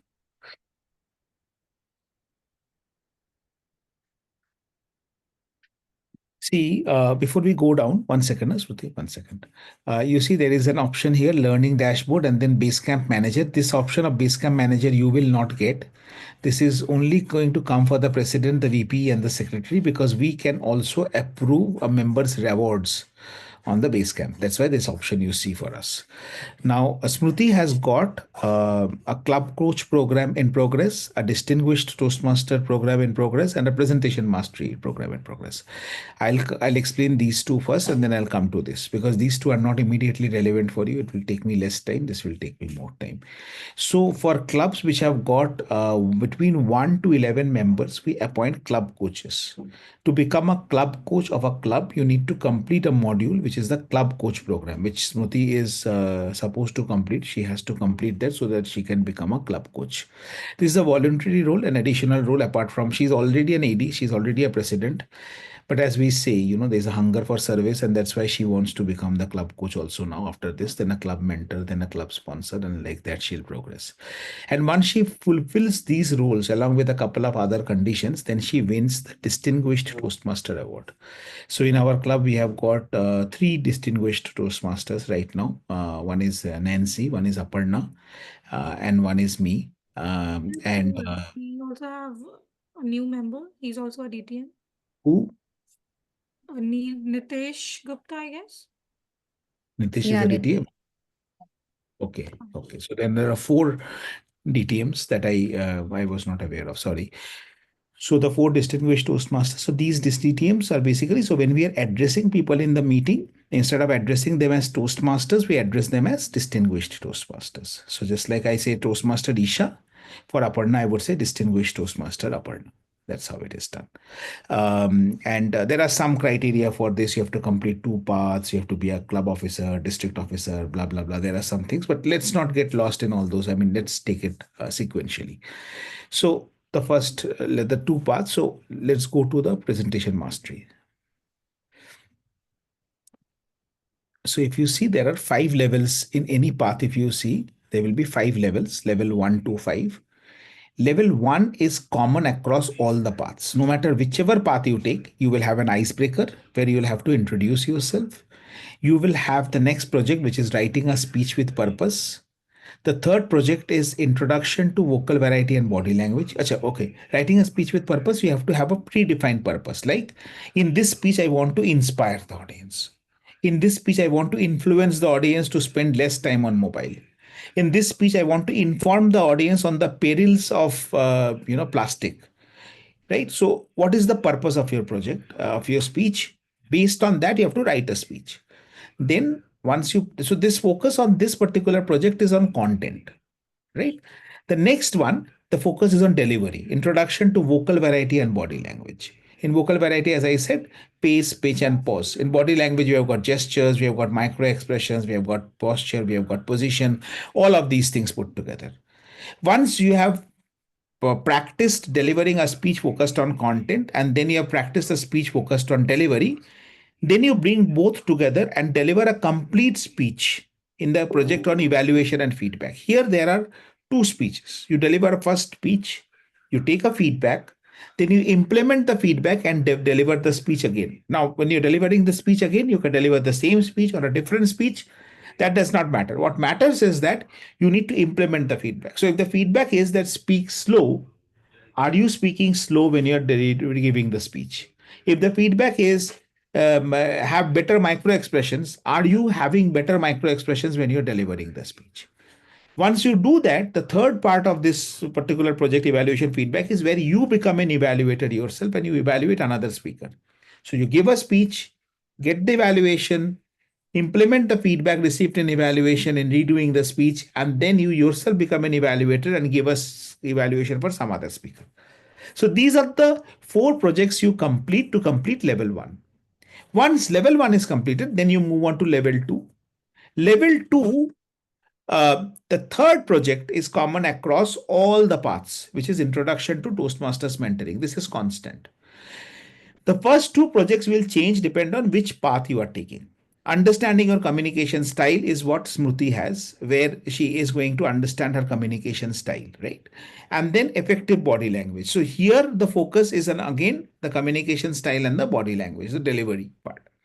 And then introduction to Toastmasters mentoring, you have to share your experience as a Toastmaster mentee, working with a Toastmaster mentor. Up to level 1 and level 2, all the projects are compulsory. To complete these projects, to mark these levels as complete, you have to do all the projects, no choices here. Once you go to level 3, you have a mix of electives and compulsory. So here in level 3, the compulsory project is persuasive speaking, where you have to speak on a subject and persuade the audience to do something. With the audience, for example, you can come into the meeting and persuade us to avoid public speaking. right? So that is the persuasion that you need to do, or you need to come and persuade us to join another club but the Gabbys, right? So that is persuasive speaking. So that is what we do in the persuasive speaking. Then we have got electives. Electives. Now, when you click on electives, you will see that there are a bunch of electives. Now, which elective you need to choose? This is where the paths become interesting and productive. So, based on the work that you are doing, I always recommend choose a project which is based on the work that you are doing. Only then you will see that connection with your work. Like, let me take the example of Isha again. See, connect with storytelling is a project that Isha can definitely use. Why? Because she has to explain to the patients many a times in a very lucid manner what exactly has happened. Some dumb people like me, we don't understand a lot of things. So then Isha has to explain to us in a very lucid manner that this is your problem, Mr. Saurav. This is why you are not recovering. So she has to tell it in such a way so that I don't get scared. At the same time, I'm motivated to take the medicine, right? So that's the art of storytelling. So this is a very relevant project for Isha. Um, if Saroj is taking a project, I would probably recommend her doing a project on using presentation software, because that is a very critical project for a sales professional.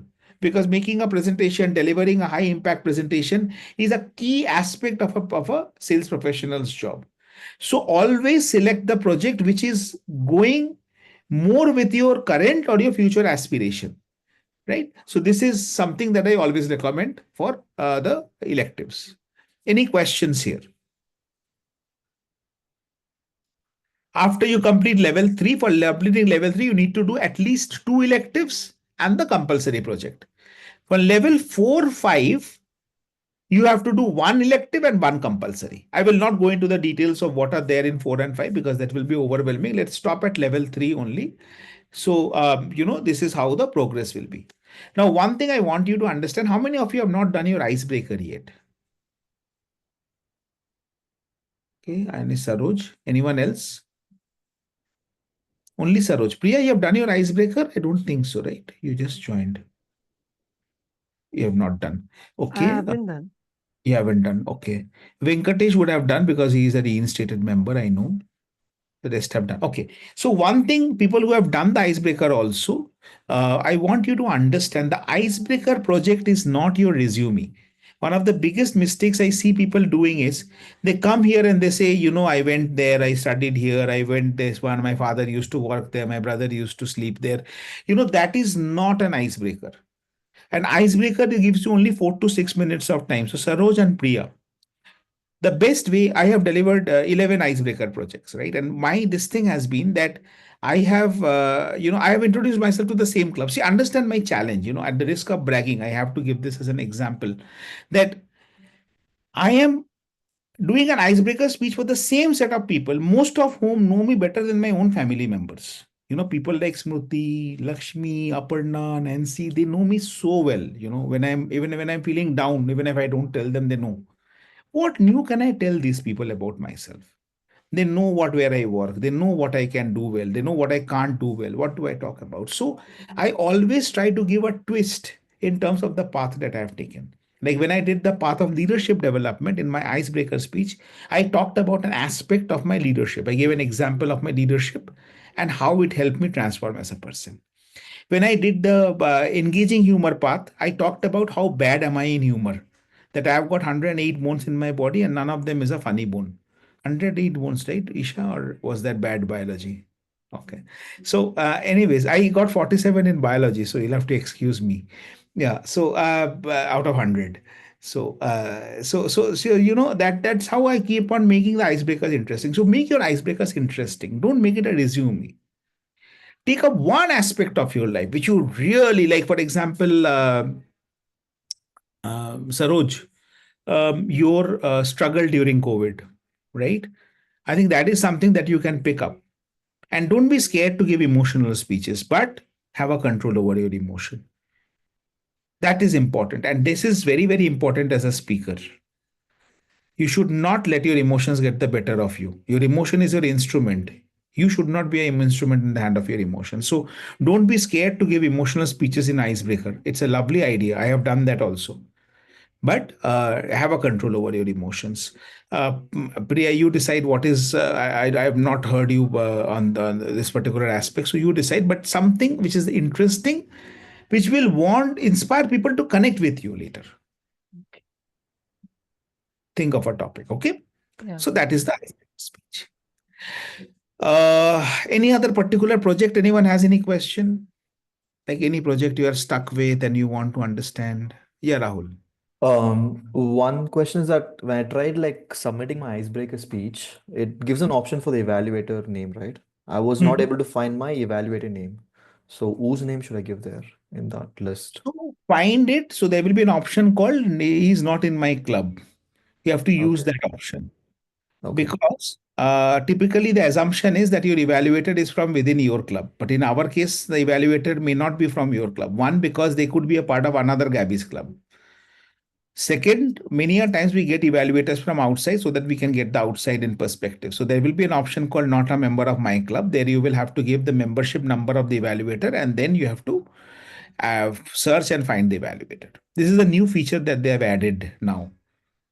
Okay. It was not there previously. It's a good feature. The evaluators are recorded. Actually, I'm not able to find that. Can you just take out and show me? Yeah, Share. yeah. Let me just share my screen. In the meanwhile, Saroj, what is your question? Can you give me the option to share? 1 second. Yeah, it's there. Okay, I can see. Saroj, what was your question? So what are the pathways options I have and what I can choose? Select evaluator. Yeah. So go down. Go down.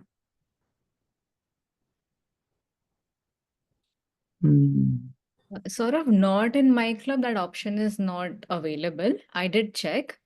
Acha, okay. Acha, that is there for sponsors. So I thought it is there for this. So then we can't do. Is it a mandatory field? No, it is not actually. Leave it then. Then This don't fill. form itself is not mandatory. So Okay. what you can do is no, but I like the idea of you filling up this form, Rahul. Please do that. What you can do is put the evaluator name in the request description so that you don't forget. Okay, can just leave it over here and just put over here. Yeah, put it there so that it's there for your records. But this is a very good practice. If you are doing that, I would highly encourage you to do that. Do that. Okay. Also, like, do I need to like take the evaluation report from my evaluator and upload it in You the should. Previously we had a practice where we would, every one of us would give the written evaluations. I don't know when this stopped. Nowadays, no one gives a written evaluation, including me, mea culpa. That is something that is not being practiced. I think we should bring that back, and one of the things that we will enforce. But do be a little, insistent on this, and don't hesitate to be insistent on this. The evaluator is supposed to give a written evaluation. Okay. That is the one I put in the request description, correct? Absolutely. Yeah. Yeah. Okay.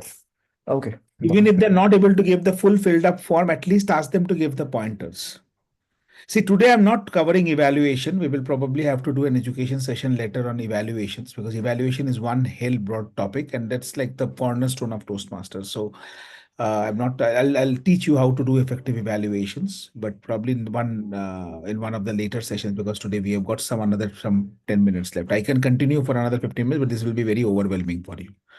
You will not be able to take it. So another separate session we'll do an education session on evaluations and one education session we will do on table topics also. I'll ask Aparna or Joanne to take that session. So we will do all that. So for now, just understand that the evaluation is something which has to be constructive and somewhere where you should let the other person feel empowered, not belittled. That's the only thumb rule to use. Okay, Priya, I'll take your question. Before that, I will take Saroj's question. She was completing her question, then we cut her off. Yeah, Saroj. So the pathway, I have to choose it from this portal only, or anyone Path you have can to use choose it? from the portal. And before you choose the path on the portal, please consult your mentor and your VP education for this. And not only that, I always say choose a path which is which is going to be relatable to you from a professional standpoint, right? Don't choose a path. And also from your proficiency in speaking. Like, for example, if you are, see, there are basically two tracks: communication, leadership, right? If you are focused only on communication, then the two option paths available to you from a path standpoint is one is presentation mastery, one is engaging humor. The rest of the four paths that you will find are available mostly related to leadership, right? So if you are already a pro speaker, right, somewhere around a 6 or a 7 or an 8 in your own assessment, don't hesitate to choose engaging humor. Engaging humor is a damn tough path, but super interesting. People have actually got sweaty palms giving speeches because the projects are like really challenging. Like, for example, one of the compulsory project is you have to give a 40-minute humorous speech. You have to give a funny keynote speech, right, for 40 minutes. So making someone laugh for 40 seconds is a difficult thing. Here you have to keep the audience engaged with laughter and this and that for 40 minutes. So, I mean, but that's one of the best projects that I have done. I loved it. I gave actually a keynote speech on jokes, the history of jokes. Um, you have taken by mistake, Sudhir, but you should complete it willingly. I'm telling you, it's going to make you such a powerful speaker, man. You have no idea. Then there is a project where you have to give impromptu humorous speeches, not of 1 to 2 minutes, but of 2 to 3 minutes, not one but two. Right. So those kind of, so if you are there at a certain level, but if you're not there yet, if you're just getting started, then engaging humor could be a very daunting path. A lot of people found it so daunting that they left Toastmasters. I don't want that to happen. Then take presentation mastery. If you're looking at leadership, look at any of the other four tracks, like strategic. I don't know which of the four they are continuing. I've got confused now. There's 6 paths that they are continuing out of the 11. 5 paths they have dropped. So look at the four. Connect with me. I will tell you. Look at your job or your aspiration. Which of the four is most relatable to you? I can guide you on that. Don't just blindly go and pick up anything and then come and say, I want to change the path. Changing a path is a very tedious process. I'll have to like write to TI, take their approval, takes almost 3 months. There's 3 months you'll just sit idle. So before you click select on the website, ensure that you're making the right choice. Okay, Priya, your question. It was slightly related to what Saroj said. I got an idea that we need to connect with our mentor to get a little better idea on the pathways and what we should take. But do we have to put everything on the website? Like put everything has to be documented there, or how is it? There is not everything has to be documented. Okay. Whatever you are, see, once you're clicking on that, that Basecamp, that particular project, it will open up all the materials. So what we did not show today are the materials. There's a lot of materials you'll find, once you click on that particular project. Like say, for example, connect with storytelling. When you click it, you will find there is a manual, there is a video, there is a checklist, all of those things. And I always say, use those. That's what you paid for. You did not pay for the Toastmaster meetings. That's an application area. You paid for those, the path. So there's a ton of brilliant materials that you should go through. How to structure a story properly, beautiful materials are there. So use those. And then there will be a pre-quiz and the post-quiz. A pre-quiz before you give the speech in the club, and a post-quiz after you've given the speech in the club. Once those two self-assessments are done, then you can mark it as complete.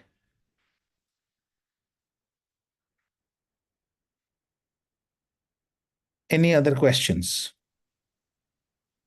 So this little bit of hand holding, the mentor will be able to. Absolutely. Absolutely. Not a little bit. The entire handholding will be done by the mentor. And if the mentor is falling short, if you're not getting that kind of a support that you're expecting, please don't hesitate to reach out to the VP Education. It is not an escalation. But at the same time, we also need to have people accountable for any role that they have taken, including mentorship. So that is where I would want to spend 5-10 minutes on the Gabbys culture, the Gabbys way. The last 10 minutes, 5 minutes in that, I'll take an additional 5 minutes because this is very important for us to understand.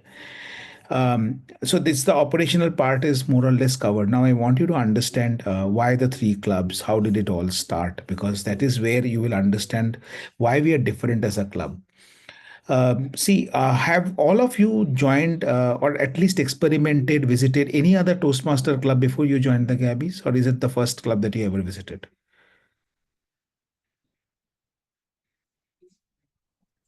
This is the first and only club? Yes, yes. Okay, what about the rest of you? Have you visited other clubs also? Yeah, I've been part of other Do clubs. you find a difference between us and the other clubs? Oh, yeah. What difference do you find? Don't Oh, name the club, but tell me what yeah. difference. Here I find it's very structured, more structured. I find there are more roles here, for example, the TT and the joke master. I didn't find that. Um, Also, I Better find structure, more opportunities, and a lot of people that can help. That's one thing lot which I of found. people who can help you, Yeah. right? So the orientation session we are doing right now, I'm still doing all the blah blah blah here, but there are two people who are actively sitting here and supporting me, right? Smruti and Yogita. They know everything that I'm telling. In fact, they know more than me, but still they're spending 2 hours sitting here and helping me with this session, right? So you're absolutely bang on. Now, please understand that we were a very new club. If you look at some of we have just 4 years into the system. We started in 2020 when the first club was chartered, the Gabbys in Area B1. Due to various reasons, we kind of grew on our own. We learned a lot. Gabbys has a very strong support system in the Toastmasters fraternity. Sai, I'll call you in just 10 minutes. In 10 minutes, I'll call you. I'll call you in 10 minutes. I'm just in the middle of a session. I'll just call you after. Sorry. Yeah. So, when we started off, so one thing that you don't know about the Gabbys probably is that we have a very solid international support system. There are a lot of international role takers you will see in the Gabbys, as keynote speakers, as role takers, frequently taking, like Helios, for instance. He's from Indonesia, right? Or Noor Muhammad, he's from Bahrain. And there are many, many such role takers who we will see frequently coming to this one. When the contest will come, you'll see Smriti bringing in chief judges from different parts of the world, people that we don't even know. So, this is a huge ecosystem that we have built.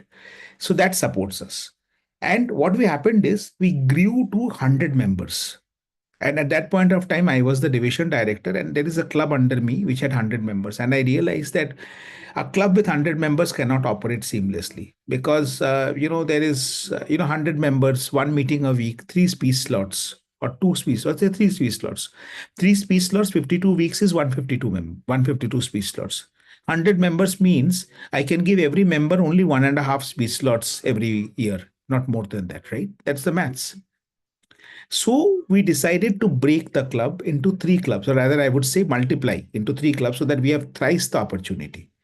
Now, all of this created a lot of value for the members, but also a lot of accountability. And that's why, if you see, we are a little strict when it comes to rules, when it comes to attendance, when it comes to this, because otherwise, this entire system will fall flat. So, my earnest request to all of you is please, please, please help us maintain that, whether it's in terms of the discipline, whether it's in terms of punctuality.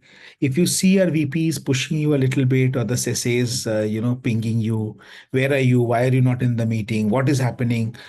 It's not to become bossy, but because we are passionate about building something and protecting something that we have built over the years, and each of us, right? So you also.